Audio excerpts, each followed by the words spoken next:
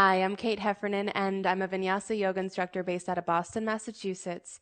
And today, this video is meant to try to help teach some ways to create more strength and the correct alignment surrounding the pose Chaturanga Dandasana, which is used in Sun Salutation A and B, and it's thrown into a lot of vinyasa classes. And I see time and time again that people's shoulders are getting injured because of slight misalignments. So we're going to work a couple of different ways to start to correct those alignments and build strength so that you can maintain those correct alignments through your flow practice.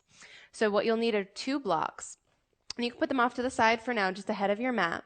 The first thing to finding a really strong chaturanga is finding a really strong plank position. So find your way back to down dog, hips back and up.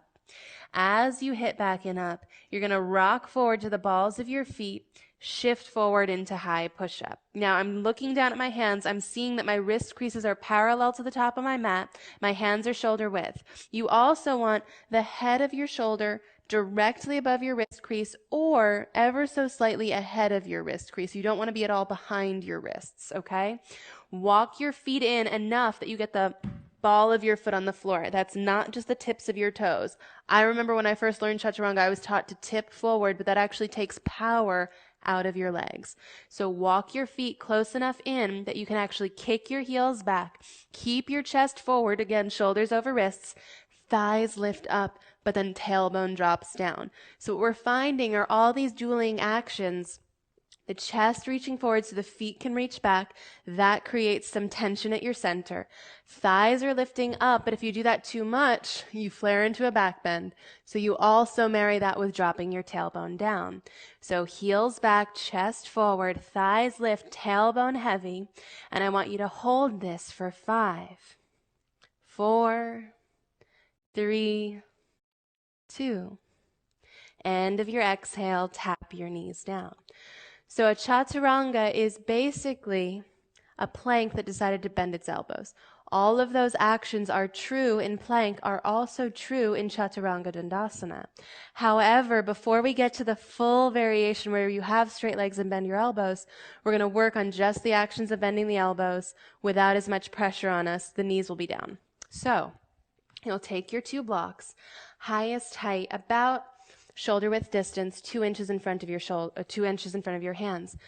Now, even though, we are all differing heights, right? I'm about 5'5", someone else might be 6 feet, someone else might be 5'2". I found that the height of the blocks, highest height, the standard yoga block highest height, is generally speaking as long as your forearm for most bodies. Unless you're like 7 feet tall or like 3 feet tall, this is going to work for most of us. So you'll plant your hands just about 2 inches behind the blocks.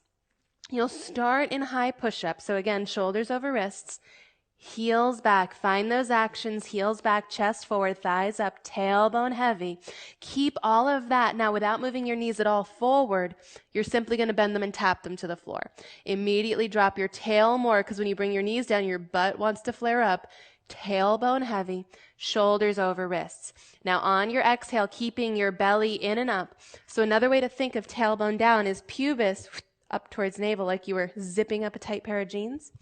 Keep that on your exhale, bend and bend and bend, keeping the heads of the shoulders away from the blocks until finally you catch 90 degrees. And ideally, you're seeing that my hands are beneath my elbows and my shoulders are in line with my wrists.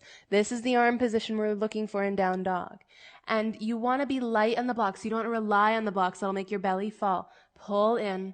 Now press into your hands. Press up. We'll do that 2 more times. So reset. Shoulders over wrists, tailbone heavy, knees down. On your exhale, bend. Inhale up. Last time, bend. Inhale up.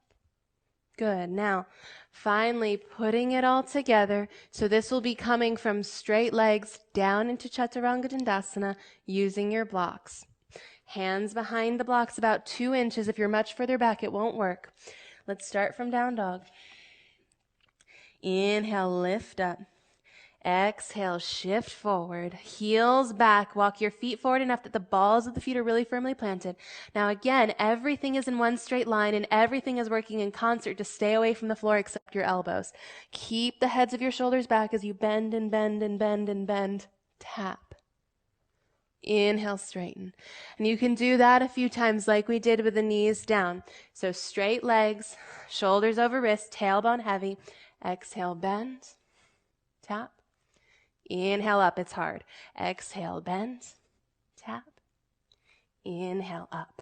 And you can do that several times to start to get the muscle memory of your shoulders landing in line with your elbows. Now, the last piece of this is then adding in the possibility of jumping to Chaturanga. And what I beg of you is, if you are working in that direction, you really wait to try it until you can tap these blocks with straight legs very strongly and hold it for a few breaths like someone was taking your photograph. If you try jumping to Chaturanga before that point, my fear is that the belly hasn't found its stability and you'll kind of land with a lower back that looks like this. I used to demo it in my classes, but I've actually injured myself demoing it, and that's how sort of pernicious it is. You really don't want to jump to a plank position. You also don't want to jump to a Chaturanga that's wobbly. So only when you start to get the strength and stability enough to catch Chaturanga, smiling and holding, someone could take your photograph. That's the point that you can then decide, okay, maybe the next round of Sun A, I'm going to try hopping back. So that's the last piece we'll cover. You'll bring your feet 2 inches behind the blocks, standing up. Inhale, rise. Exhale, fold. Inhale, lift your heart.